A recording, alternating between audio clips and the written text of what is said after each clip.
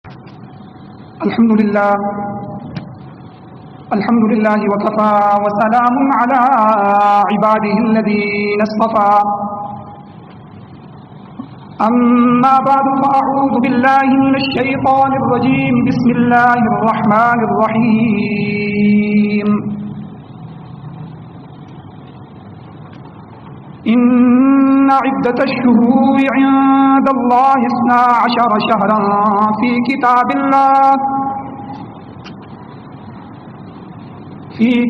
الله يوم خلق السماوات والأرض منها 4 حرم ذلك الدين القيم فلا تظلموا فيهن أنفسكم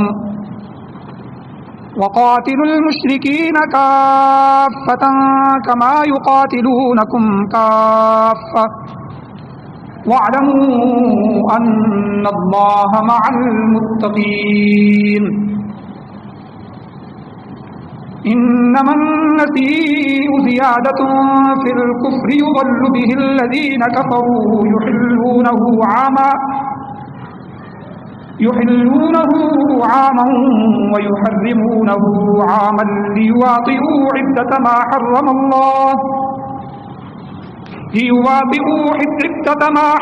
الله فيحلوا ما حرم الله زين لهم سوء أعمالهم والله لا يهدي القوم الكافرين صدق الله العظيم وصدق رسوله النبي الأمي الكريم اللهم صل على سيدنا محمد وعلى آل سيدنا ومولانا محمد وبارك وسلم وصل عليه.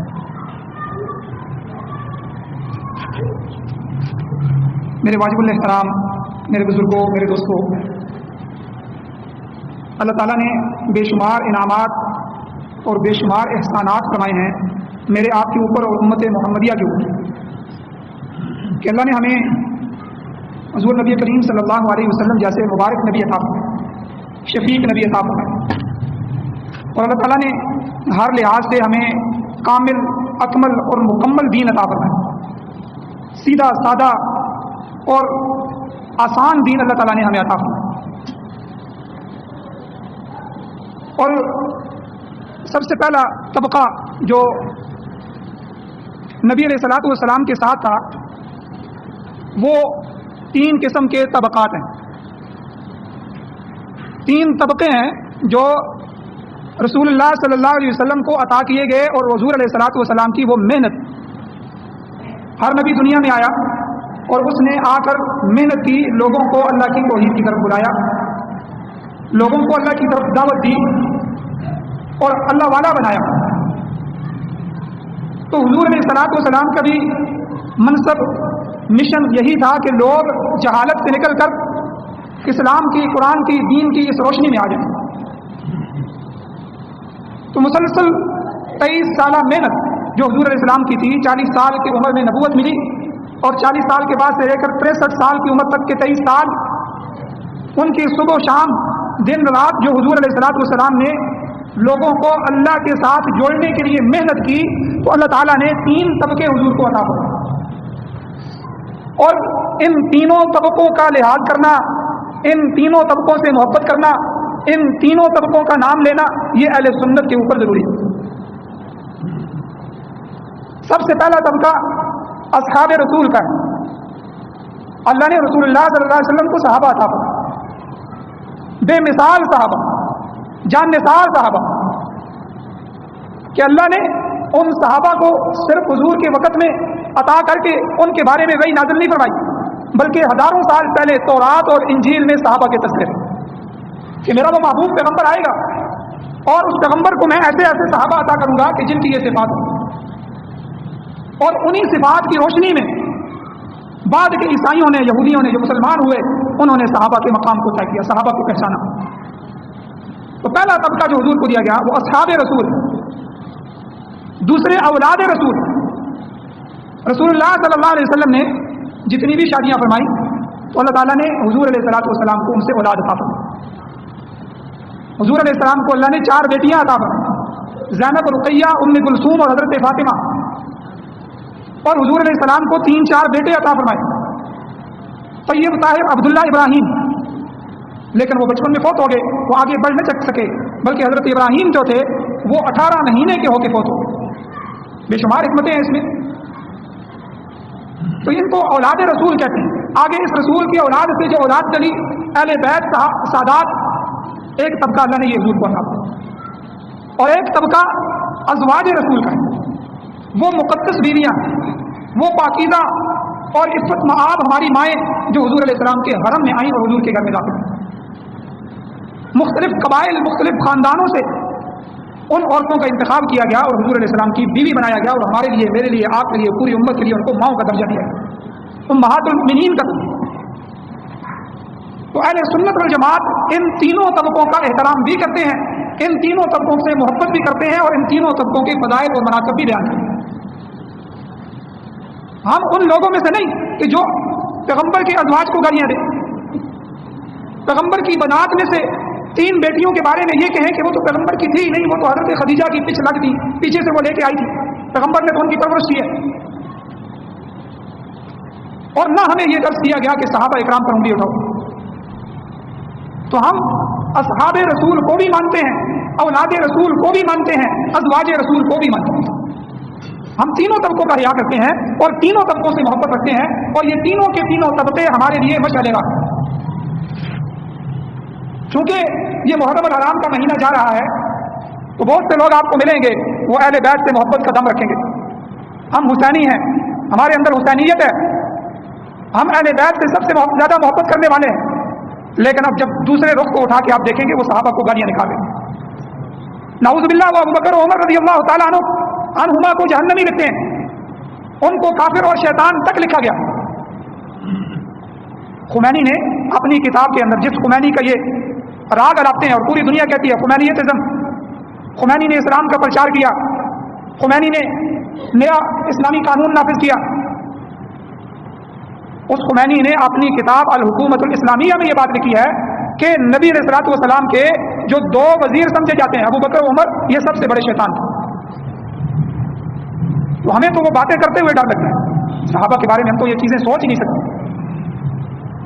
لیکن آپ کو یہ سب نظر آئے گا کہ اہل بیت کی محبت نہیں ہے، اس محبت کی آڑ میں صحابہ کو گالیاں دے رہے، ازواج رسول کو گالیاں دے رہے، بناتے رسول کا انکار کر رہے ہیں۔ تو محرم کے اندر انہی طبقوں میں سے ایک شخصیت حضرت حسین بن علی رضی اللہ تعالیٰ۔ میں حیران ہوں، 4 ہجری میں حضرت حسین پیدا ہوتے ہیں، 10 ہجری میں حضور دنیا سے چلے جاتے ہیں۔ حضرت حسن جو تھے وہ حضرت حسین سے 1 سال بڑے ہیں، بڑے بھائی تھے۔ حضرت حسین رضی اللہ تعالیٰ عنہ کی عمر 6 سال ہے جب حضور دنیا سے گئے، حضرت حسن کی عمر 7 سال ہے۔ 6 اور 7 سال کے یہ 2 شہزادے اور نوجوان، پھر اس کے بعد تقریباً 50 سال یہ اور گزارتے ہیں حضرت حسین، 60 ہجری میں جا کے حضرت حسین شہید ہوتے ہیں۔ تو یہ تقریباً 56-57 سال ان کی عمر ہے۔ تو 56-57 سال کی عمر میں اگر صرف اہل بیت سے محبت کا دعویٰ کرنے والے صرف 3 دن شہادت کے بیان کریں اور 6 سال بچپن کے بیان کریں اور باقی 50 سال کی زندگی بیان نہ کریں، تو مجھے بتائیں وہ چور ہے کہ نہیں؟ جب حسین سے محبت ہے تو حسین کی عمر 56 سال ہے، 6 سال وہ حضور علیہ السلام کے ساتھ گزارتے ہیں، اور آخر میں جب شہید ہوتے ہیں تو 3 دن میں کربلا میں شہید ہو جاتے ہیں۔ اب حضرت حسین سے اہل بیت سے محبت کرنے والوں کا حق تو یہ بنتا ہے کہ وہ حسین کی ساری زندگی کے سارے گوشوں کو سامنے لے کے، وہ حضرت حسین کے بچپن کو، حضرت حسین کی جوانی کو، حضرت حسین کے لڑکپن کو، اور حضرت حسین کی بڑی عمر کو، اور حضرت حسین کے آخری گوشوں کو بھی امت کے سامنے رکھیں۔ لیکن وجہ کیا ہے کہ وہ اس سے ڈرتا کیوں ہے؟ وہ صرف اسی پر اکتفا کیوں کرتا ہے کہ 6 سال پہلے بچپن کے، کہ میں دیکھ رہا ہوں وہ روایتیں ساری بیان کی جاتی ہیں، حضرت حسین اور یہ دوڑتے ہوئے آئے، نبی علیہ الصلوۃ والسلام منبر سے اٹھ گئے، بڑی فضیلت ہے، حضور علیہ السلام منبر پہ تشریف فرما تھے، تو یہ شہزادے آئے، مسجد میں داخل ہوئے تو حضور نے منبر چھوڑ دیا اور جا کے ان کو اٹھایا، حضور نے اپنے صاحبزادوں کو چوما، اور اس طرح کے جتنے فضائل ہیں وہ بچپن کے سارے فضائل بیان کیے جاتے ہیں، اور پھر آخری 3 دن شہادت کے بیان کیے جاتے ہیں، اور کہتے یہ ہے کہ ہم حسینی ہیں، اہل بیت سے محبت رکھتے ہیں۔ یہ بیچ کے جو 50 سال ہیں جو اہل بیت نے گزارے ہیں، حضرت حسین نے گزارے ہیں، یہ 50 سال کہاں گزارے ہیں؟ اس کے اندر جو آپ کا عمل ہے، آپ کی زندگی ہے، آپ کا کردار ہے، اس کو بیان کیوں نہیں کیا جاتا؟ اس لیے کہ اگر ہم ان 50 سالوں کو بیان کریں گے تو صحابہ کی اہل بیت سے محبت سامنے آ جائے گی، وہ ہم بیان نہیں کرنا چاہتے۔ پھر پتہ چلے گا کہ ابو بکر صدیق رضی اللہ تعالیٰ عنہ کا دور آیا، ظاہر بات ہے حضور کے زمانے میں یہ 6 سال کے تھے تو 2 سال حضرت ابوبکر یہ 8 سال کے تھے، تو حضرت ابوبکر رضی اللہ تعالیٰ نے ان بچوں کے ساتھ کیا معاملہ کیا، کتنی محبت کا اظہار فرمایا۔ پھر آگے 10 سال حضرت عمر رضی اللہ تعالیٰ عنہ کی حکومت آئی، اس وقت یہ 18-19 سال کے ہو گئے، تو اس وقت تک حضرت عمر کا ان کے ساتھ کردار کیا تھا۔ پھر آگے 11-12 سال حضرت عثمان کے آتے ہیں، حضرت عثمان رضی اللہ تعالیٰ کے زمانے میں یہ جا کے جو ہے 30-32 سال کی عمر تک جوان ہو کے پہنچتے ہیں، انہوں نے حضرت عثمان رضی اللہ تعالیٰ کی فوجوں کے ساتھ کس کس محاذ پہ جنگ کی، جہاد کیا، اور ان کا آپس میں محبت اور تعلق کیا تھا، یہ اگر ہم بیان کریں گے تو اہل بیت کی آڑ میں جو ہم اپنا مشن لے کے چل رہے ہیں وہ مشن تو ناکام ہو جائے گا۔ ہم تو لوگوں کو یہ بتانا چاہتے ہیں کہ صحابہ اہل بیت کے دشمن تھے، صحابہ نے اہل بیت پر زیادتیاں کی، صحابہ نے اہل بیت کے مال کو غصب کیا، صحابہ نے حضرت علی کی خلافت کے حق کو، ان کے حق کو غصب کیا، لیکن جب یہ گوشے یہ پہلو ہم سامنے رکھیں گے تو لوگوں کو تو پتہ چلے گا یہ تو آپس میں بھائی تھے۔ اس لیے روافض جو ہیں ان کی کوشش ہوتی ہے کہ حضرت حسین کی 6 سال بچپن کے اور 3-4 دن جو ہے وہ شہادت کے بیان کیے جائیں، بس اس کے علاوہ کوئی چیز بیان نہیں۔ اور حضرت عثمان رضی اللہ تعالیٰ کو جب شہید کیا گیا مدینہ کے اندر، خلیفہ وقت ہیں، تو حضرت عثمان رضی اللہ تعالیٰ کے جو دروازے پہ پہرے دے رہے تھے وہ دونوں یہی صاحبزادے تھے، حضرت حسن اور حضرت حسین کی حضور حضرت علی رضی اللہ عنہ نے ڈیوٹی لگائی کہ جاؤ یہ بلوائی اور یہ حملہ کرنے والے حضرت عثمان پر حملہ کرنے کے لیے آ رہے ہیں، ان کو خطرہ ہے، آپ گھر کے دروازے پہ کھڑے ہو جاؤ، اور یہی شہزادے پہرا دے رہے ہیں۔ اگر ہم یہ سامنے رکھتے ہیں تو پھر تو ساری عمارت جو ہم نے ان کی محبت کی آڑ میں بنائی ہے وہ تو ساری محبت کی آڑ ختم ہو جاتی ہے۔ اور اللہ تعالیٰ کی خاص رحمتیں ہوں ان اہل بیت پر، اور خصوصاً حسین بن علی رضی اللہ تعالیٰ عنہ پر، کہ جنہوں نے اپنی عملی زندگی سے اہل اسلام کو جینے کا اور رائے حق میں قربان ہونے کا سبب دیا، خالی منہ سے باتیں نہیں کی، عملی طور پر حق کو لے کر میدان میں آئے اور قربانیاں پیش کی۔ اور آج سب سے بڑا المیہ، سب سے بڑی غلطی یہ ہے کہ حضرت حسین رضی اللہ تعالیٰ عنہ کی صرف شہادت کو بیان کیا جاتا ہے، اگرچہ آپ کی شہادت سے بھی ہماری زندگیوں کو زندگی ملتی ہے، لیکن وہ گوشے جو عملی زندگی کے ہیں وہ حضرت حسین کے بیان نہیں کیے جاتے۔ آپ کے فضائل کیا ہیں، آپ کے مناقب کیا ہیں، آپ کی سیرت اور کردار کیا ہے، حضرت حسین کا زہد اور تقویٰ کیا ہے، اور آپ کی خشیت اور للہیت کا تذکرہ نہیں ہے۔ آپ کا علم، کتنے بڑے عالم تھے آپ کا علم اور تفقہ کی کیا حد تھی، آپ کی عبادت اور ریاضت کو بیان نہیں کیا جاتا، اور آپ کی تواضع اور جھکنا اور آپ کی انکساری اس کو بیان نہیں کیا جاتا، آپ کے جمال اور کمال کو بیان نہیں کیا جاتا، آپ کے عفو معاف کرنے اور درگزر کرنے کی صفات کو بیان نہیں کیا جاتا، اور اسی طرح آپ کی فیاضی، آپ کی سخاوت اور آپ کی گفتار اور رفتار اور آپ کی جلوت اور خلفت اور آپ کا قول اور عمل اور آپ کی اظہار اور ہمدردی اور آپ کی عادات اور اطوار اور آپ کی خوش خلقی، آپ کا حسن سلوک، آپ کی مربت، آپ کی رواداری، آپ کی شجاعت، آپ کی عظیمت اور آپ کی دور اندیشی، آپ کی فراست اور آپ کی حکمت اور آپ کی دانائی اور آپ کی محبت اور معرفت خداوندی، اور سب سے بڑھ کر آپ کا اتباع سنت ہونا بیان نہیں کیا جاتا، حالانکہ یہ ساری صفات ہیں۔ اس کی وجہ کیا ہے؟ یہ ہم بھی بیان نہیں کرتے، زیادہ سے زیادہ شہادت بیان کر لیتے ہیں۔ وجہ یہ ہے کہ اگر یہ چیزیں بیان کریں گے تو ہمیں عمل کرنا پڑے گا، ہمیں عملی زندگی میں آنا پڑے گا، اور جو ملنگ ہے وہ ملنگ کو ویسے ہی نہیں بیان کرتا، کیونکہ اس نے تو پھٹے پرانے کپڑوں میں رہنا ہے، اس نے تو چرس اور بھنگ پینی ہے، اور چرس اور بھنگ پی کے اس نے نعرہ لگانا ہے میں اسے نہیں ہوں، اس نے عمل اور کردار کی زندگی کو کہاں بیان کرنا۔ اور ہم بھی اس میدان میں پیچھے ہوتے ہیں، بس نعرہ لگا دیتے ہیں کہ ہم رسول اللہ صلی اللہ علیہ وسلم کے عاشق ہیں، ہم اللہ کے نبی سے محبت کرنے والے ہیں، ہم تو صحابہ کے غلام ہیں، ہم تو اہل بیت کے نوکر ہیں، نعرے تو بڑے زبردست نعرے ہیں، لیکن ان کی یہ ساری صفات ہم اس لیے بیان نہیں کرتے کہ پھر ہمیں کہا جائے گا کہ جب تم نوکر ان کے ہو تو عمل ان کے خلاف کیوں کرتے، پھر ہمیں اپنی زندگی بھی انہیں کی طرح بنانی ہوگی۔ تو بہرحال آج کے جمعہ میں انہی چند پہلوؤں پر نظر ڈالتے ہیں کہ ان کی یہ صفات کیسی صفات ہیں حضرت حسین بن علی رضی اللہ تعالیٰ عنہ، اور پھر ان کو سننے کے بعد ہم اپنے گریبان میں جھانک کر دیکھنے کی کوشش کرتے ہیں کہ ہم حسینی ہونے کے دعوے میں کس قدر سچے ہیں۔ ہر بندہ دیکھے کہ میرے اندر حسینیت ہے کتنی۔ یہ جو پہلو ہے آپ کے کردار کا، آپ کے عمل کا، آپ کی ان ساری صفات کا، یہ ہمارے لیے پیمانہ ہے، یہ قسمتی اور معیار ہے کہ اس کے اوپر میں اپنے آپ کو رکھ کے دیکھوں کہ میرا دعویٰ اس سے یہ دلیل مل رہی ہے کہ نہیں۔ اصل بات تو یہ ہے کہ دعوے کے ساتھ دلیل مل رہی ہو۔ سب سے پہلی چیز ہے کثرت عبادات. یاد رکھیں انسان کی جو زندگی ہے اس کا مقصد کیا ہے؟ اس کا مقصد ایک ہے کہ خدائے ذوالجلال کی رضا اس سے حاصل ہو جائے, خوشنودی حاصل ہو جائے اور اللہ کو راضی کر کے اس دنیا سے چلے. یہ ایک ہی مقصد ہے. اور حضرت حسین اس مقصد کے لیے کتنے کامیاب ہوئے. آپ دیکھیں کہ اس کے حصول کے لیے ہر صحابی, حضور, پیغمبر, اولیاء اللہ, ہر لمحے ان کی کوشش ہوتی ہے اللہ کی نافرمانی نہ ہو جائے اور اللہ کی اطاعت میں میری زندگی گزرے تاکہ اللہ مجھ سے ہمیشہ راضی رہے اور اللہ مجھ سے کبھی ناراض نہ ہو. یہ ولی کی زندگی کا مقصد ہوتا ہے.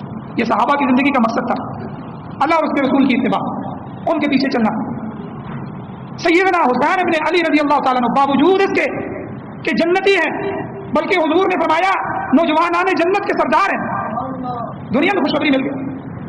آج ہمیں کوئی لکھ کے دے جی آپ کو ضرورت نہیں ہے, آپ جنتی ہیں, تو ہم تو عمل چھوڑ دیں گے. ہم تو پہلے ہی اس کے لیے تیار بیٹھے ہوئے ہیں, کوئی پیسے لے لے اور ہمارے پیسوں کے بدلے میں ہمارے روزے رکھ لے.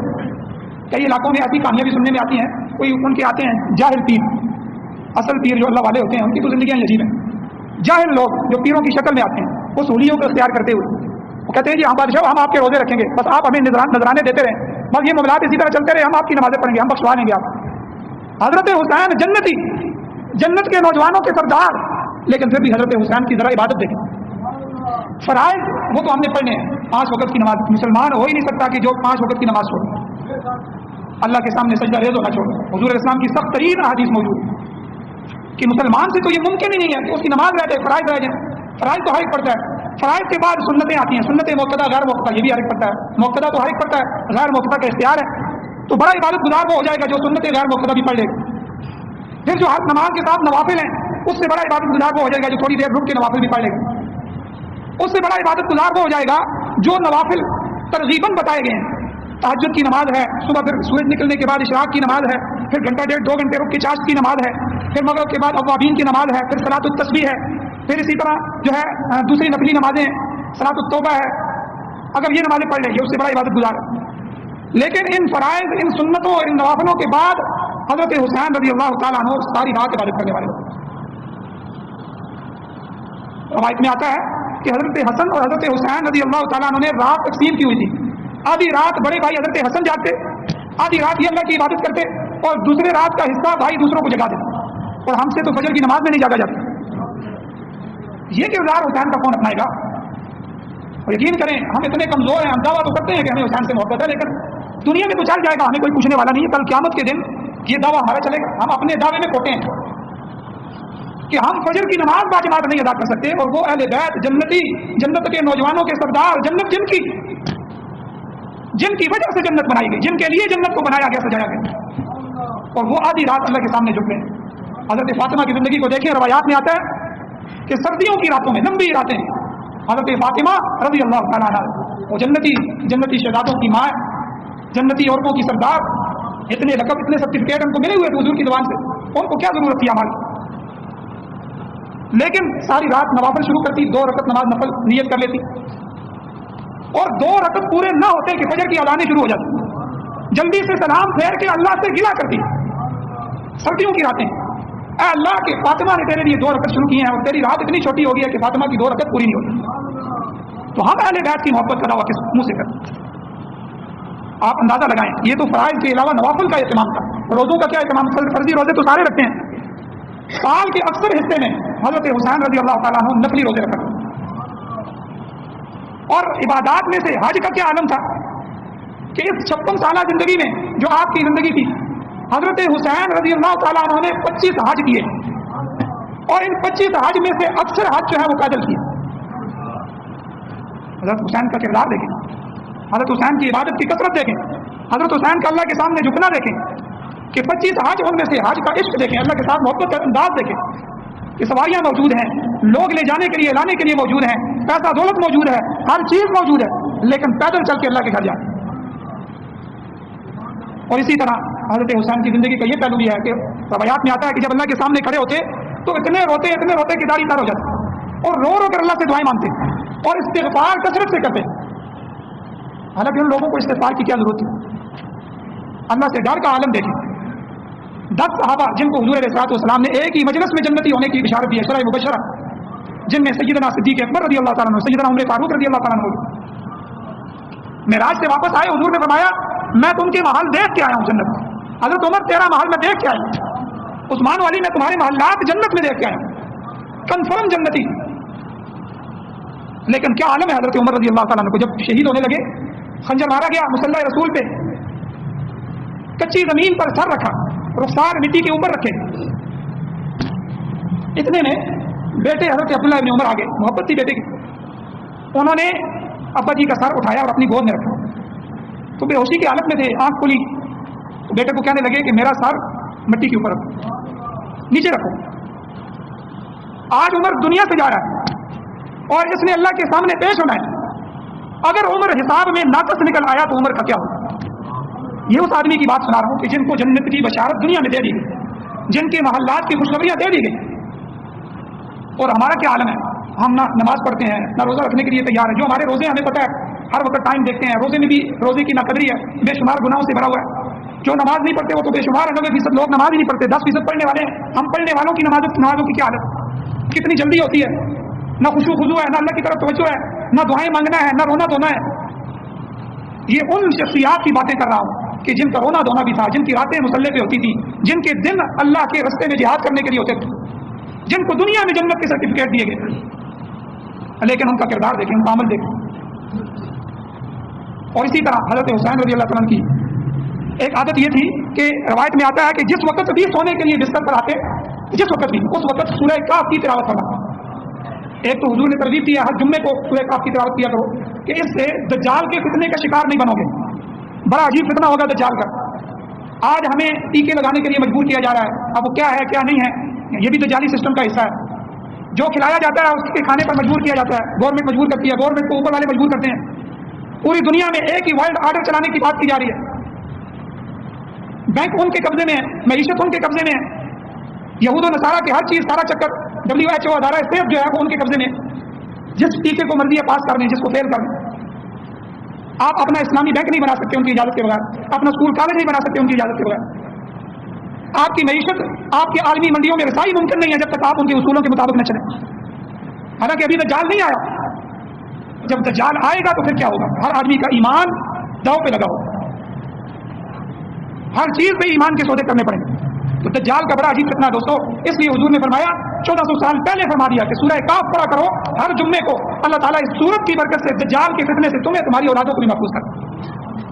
اتنا بڑا نسخہ دیا ہے, لیکن ہمارے پاس ٹائم نہیں ہے. درود شریف پڑھنے کے لیے زبان سے ہمارے پاس وقت نہیں ہے, نماز کے لیے وقت نہیں ہے. پھر اللہ سے کیوں گلا کرتے ہیں کہ حالات تنگ ہو گئے ہیں, برکت ختم ہو گئی ہے, معاشرت اٹھ گئی ہے, جھگڑے اور فسادات ہو گئے ہیں, زلزلے اور طوفان آ رہے ہیں, سیلابوں میں بستیاں کی بستیاں اجڑ رہی ہیں. ہر بندہ ظلم کی انتہا پہ ہے, کوئی توبہ کرنے کے لیے تیار نہیں ہے, کوئی صحابہ کی زندگیوں کو آگے رکھنے کے لیے تیار نہیں ہے, کوئی حسینی کردار کو اپنانے کے لیے تیار نہیں ہے. تو ان زبانی دعووں کے ساتھ تو اللہ کی مدد نہیں آئے گی. تو حضرت حسین رضی اللہ تعالیٰ کی ایک زندگی کا گوشہ کثرت عبادت تھی جو میں نے آپ کے سامنے بیان کیا, اور دوسری تواضع اور انکساری. بڑی صفت ہے میرے بھائیوں. تواضع یہ تکبر کے مقابلے میں ہے. جو متکبر ہے وہ متواضع نہیں ہے, جو انکساری اور تواضع میں آ گیا وہ متکبر نہیں ہو سکتا. اور تکبر صرف اللہ کو جائے. کوئی بندہ نہیں کسی کو نہیں کہہ سکتا میری بڑائی بیان کرو, میرا بڑا ہونا بیان کرو, یہ بڑے عالم ہیں, یہ بڑا آدمی ہے. یہ اللہ تعالیٰ اس سے خوش نہیں ہوتے. یہ تکبر والے آدمی کی نشانی ہوتی ہے. اللہ خود اپنی بڑائی بیان کرواتے ہیں, میری بڑائی بیان کرو, مجھے رب مانو, میری عظمتوں کو بیان کرو, میری تسبیحاں بیان کرو. یہ جو آذان ہوتی ہے نا, آذان, یہ آذان اللہ نے دنیا کا وقت ایسا رکھا ہے, سائنس کہتی ہے کہ جب ہمارے علاقوں سے فجر کی آذانیں شروع ہوتی ہیں تو یہ فجر کی آذانیں جو ہے یہ ہم سے کراچی جو ہے ہمارے پاکستان میں ہی ہے, کراچی 35-40 منٹ کا فرق ہے ہمارا. پاکستان میں پنڈی اسلام آباد سے ہم 1 منٹ 1.5 منٹ کا یہاں فرق ہے. جیلم آگے گجرا والا 5 منٹ کا 6 منٹ کا فرق جو ہے وہ سورج کے حساب سے چلتے چلتے کراچی, پھر سعودیہ ہم سے 2 گھنٹے کے فرق پہ ہے. دنیا کے بعض ملک ہم سے 6-8 گھنٹوں کے فرق پہ ہیں. بعض ملک ایسے ہیں کہ جہاں رات ہوتی ہے یہاں دن ہوتا ہے, یہاں دن رات ہوتی ہے وہاں دن ہوتا ہے. اللہ نے یہ نظام ایسا بنا دیا.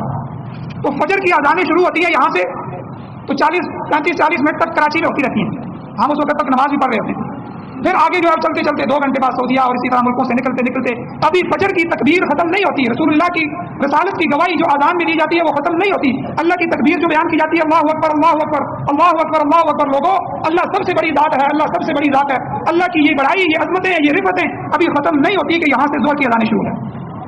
اور زور کی اذانیں ابھی ختم نہیں ہوتی تو اثر کی ہر وقت ہر لمحے اس دنیا میں کہ اللہ کا نام گونج رہا ہے. اور جس لمحے اللہ کا یہ نام ختم ہو جائے گا اللہ اس دنیا کو ختم کر دے گا. اللہ بڑے ہیں, اللہ کی بڑائی اللہ کو زیب دیتی ہے. حضور نے اس لیے فرمایا, حدیث میں آتا ہے تکبر اللہ کا رضا ہے, اللہ کی چادر ہے. جو آدمی متکبر ہوتا ہے وہ اللہ کی چادر پہ ہاتھ ڈالتا ہے. تو تکبر یہ انسان کو برباد کر کے رکھتے ہیں. اس کے مقابلے میں تواضع, عاجزی, عجز, انکساری یہ اللہ کے قرب کا ذریعہ. حضرت حسین رضی اللہ تعالیٰ عنہ کی ساری زندگی تواضع کے ساتھ گزری. روایات میں ایک واقعہ آتا ہے کہ ایک دفعہ یہ جا رہے تھے اور کچھ غریب لوگ راستے میں ملے, مزدور غریب لوگ کھانا کھا رہے تھے. تو انہوں نے کہا کہ اے اولاد رسول آپ ہمارے ساتھ تشریف لائیں, کھانا کھائیں. آج کا کوئی ملنگ ہوتا, شاہ ہوتا, وہ کہتا کہ ہماری چارپائی پر بھی کسی کو بیٹھنے کی اجازت. یہ کہتے ہیں. ایک دفعہ میں کہیں چلا گیا تو اس نے پوچھا, کسی نے بتا دیا یہ آوان ہے. تو اس نے مجھے دور سے کہا کہ آوان حضرت علی کی اولاد ہوتے ہیں, آپ میرے ساتھ بیٹھ سکتے ہیں. میں نے اسے کہا کہ میں نے کہا شاہ جی بات سنیں, ہم نے تو حضور کی زندگی کو دیکھا, حضرت حسین کی زندگی کو دیکھا, اہل بیت کی زندگیوں کو دیکھا. حضور نے کبھی بھی خصوصی نشست نہیں لگوائی. حضور جہاں آتے تھے صحابہ چاروں طرف بیٹھ جاتے, وہیں نشست لگ جاتی. کوئی خاص کرسی, کوئی خاص اس طرح خطبے کے لیے بعد میں ممبر بنایا گیا تاکہ سب کو نظر آئے, ورنہ حضور کی عام مجلس یہی ہوتی تھی, وہ صحابہ کے درمیان بیٹھتے تھے. بیچارہ بڑا پریشان ہو گیا. انہوں نے ایک ماحول بنایا ہوتا ہے کہ ہمارے سامنے کوئی بات نہیں کر سکتا, ہماری چارپائی پہ ساتھ کوئی بیٹھ نہیں سکتا, صرف اولاد رسول ہی بیٹھ سکتے ہیں.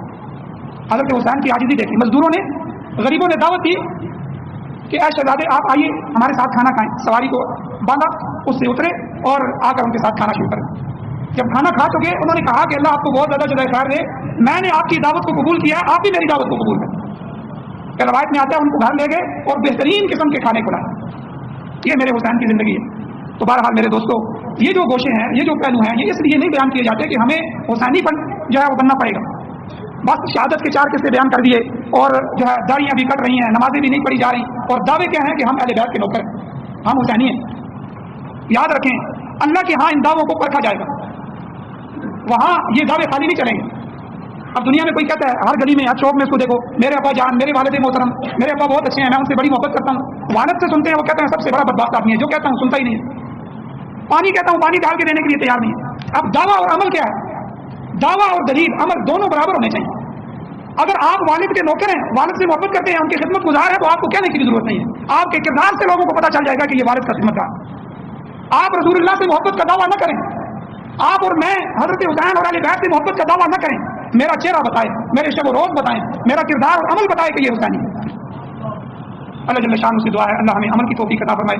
سارے صحابہ سے, اصحاب رسول سے بھی اللہ محبت نصیب فرمائے, اولاد رسول سے بھی محبت نصیب فرمائے, ازواج رسول سے بھی اللہ اور بنات رسول سے بھی محبت نصیب فرمائے. وآخر دعوانا الحمدللہ رب العالمین.